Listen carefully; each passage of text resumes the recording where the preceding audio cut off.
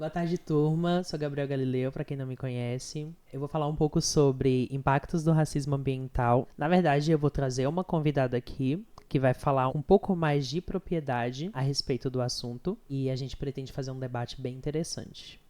Estamos aqui com a Giovana Souza, geógrafa pela Universidade de Brasília e mestranda em Políticas Públicas Espaciais também pela Universidade de Brasília. Giovana, é um prazer te receber aqui nesse espaço de aprendizagem que é a universidade, não só de aprendizagem, mas de luta também, principalmente falando de um tema como esse, como os impactos do racismo ambiental. O racismo ambiental em si, quando a gente fala não somente de ações diretas, mas também de inações do governo e de como isso pode impactar.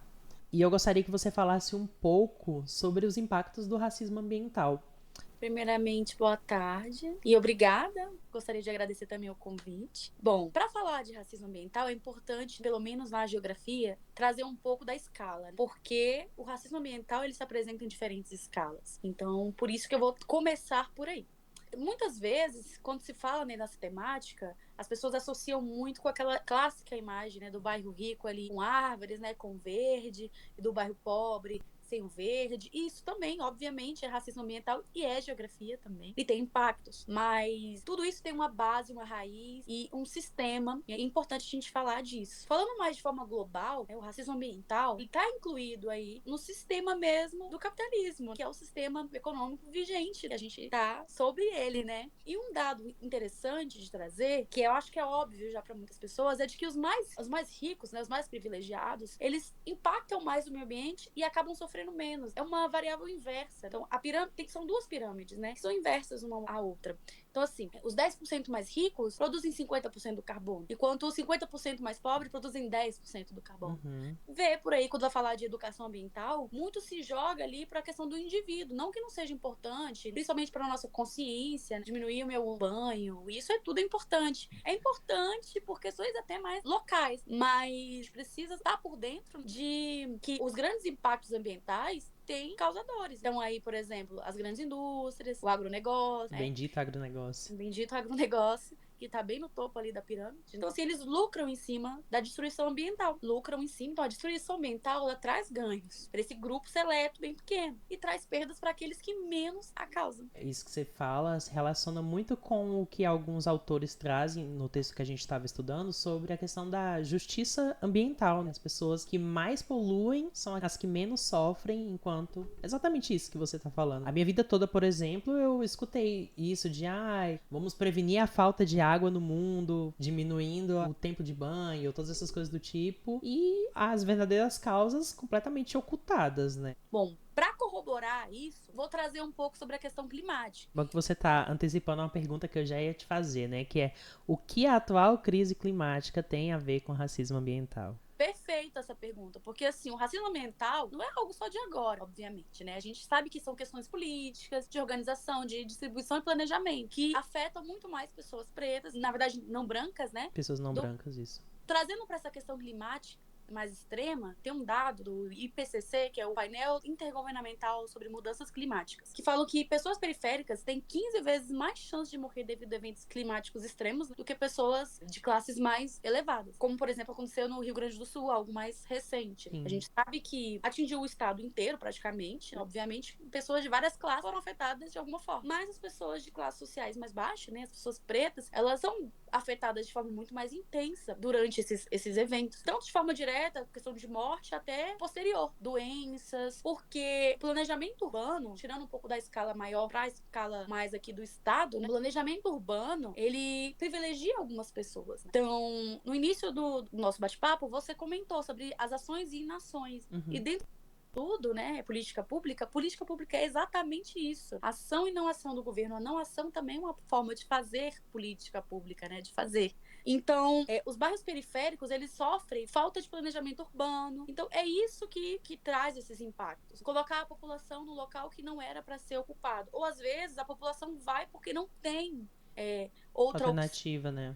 outra alternativa. Então, assim, acabam ficando em locais de risco e não tendo estrutura adequada. Não tem ali uma estrutura de captura de água pluvial adequada. E aí tem os alagamentos. E, por exemplo, voltando na questão da saúde, o aumento de casos de doenças como leptospirose, como a própria dengue em si, a epidemia de dengue, as doenças respiratórias. Também está dentro dessa questão do planejamento urbano. Planejamento e gestão, né? Isso. No Brasil, quase metade da população não tem acesso ao saneamento básico completo. É o tratamento de esgoto, tratamento de água, enfim, coleta de lixo, que é todo o pacote, né, do saneamento básico. Sim. E isso é um dado muito alarmante, é muito grande, né? São muitas pessoas que não têm acesso a algo que devia ser universal, né? A gente aqui do Distrito Federal, a gente tem que tomar um pouco de cuidado a pensar sobre isso na ótica do Distrito Federal, porque a gente é um ponto fora da curva, né? Se for pensar no Brasil inteiro, existe... E mesmo aqui também. E mesmo aqui, sim. Uhum. Mas o Distrito Federal, foi bom até você falar um pouco disso, né? O Distrito Federal, ele tem uma rigidez com o uso e ocupação de solo um pouquinho mais intensa que outros locais do país. Muito por causa do tombamento de Brasília. Sim. Obviamente que o avião, né, o plano piloto, tem um rigor mais intenso, né? Mas as RAs acabam entrando. Tem a LUOS, que é a Lei de Uso e Ocupação de Solos de 2019, que foi atualizada em 2020,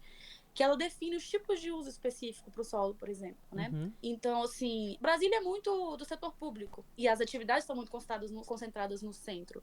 Mas essa lei, ela define, por exemplo, as atividades industriais que estão chegando mais agora. Olha, não pode acontecer, não pode ter um polo industrial numa área residencial, por exemplo, por causa da questão da incomodidade para a população.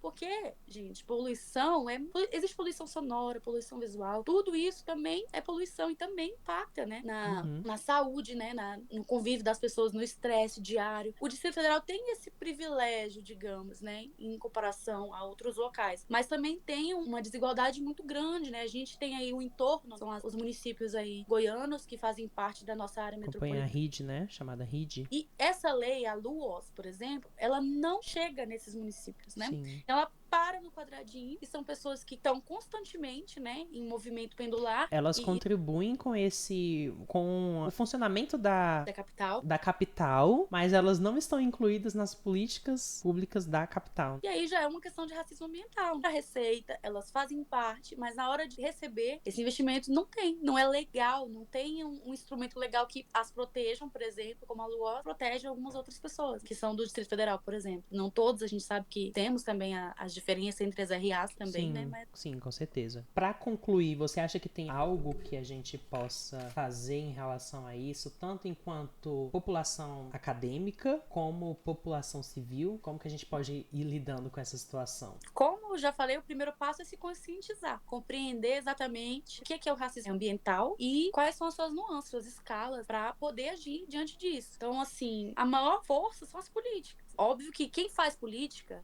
pública, é o Estado, é o governo. Mas o que a gente pode fazer enquanto academia e população é se mobilizar diante das pautas. O voto é muito importante, porque a gente sabe que existem alguns políticos, algumas figuras, né, específicas que elas atacam direitos ambientais. Então, consequentemente, essas pessoas também vão contribuir para o racismo ambiental. Eu acho que é consciência mesmo, é um processo lento, né? A gente sabe que o extremismo climático que tem acontecido, né, não vai simplesmente começar a cair do nada, né? Então, como comunidade acadêmica, o importante é a gente ouvir mais a população, também tentar devolver um pouco do que a academia dá pra gente, né, pra população. Para a população, sim. Parar, né? Como se fosse algo, a academia fosse uma coisa e a comunidade outra. O ideal é essa mesmo, é caminhar junto. Se fortalecer, né? O fortalecimento. Exatamente. E para nós da educação, agora pontuando aqui para a turma, eu acho que é importante a gente ter isso em mente quando a gente estiver dentro da sala de aula e preparando essas pessoinhas e essas pessoas para a cidadania, para o exercício da cidadania e para, enfim, para vivência em comunidade, para que eles saibam do que eles fazem parte e de como as coisas os afetam e desenvolver o pensamento crítico, né? E, enfim, inspirar a esperança de que as coisas podem mudar. Eu acho que é isso. Giovana, muito obrigado pela sua presença aqui. Foi uma honra, de verdade. Eu que agradeço a oportunidade de poder trocar um pouco aqui. É sempre importante esse tipo de conexão. Traz essa multidisciplinaridade e é importante porque tem que haver essa conexão entre as diversas áreas e é isso.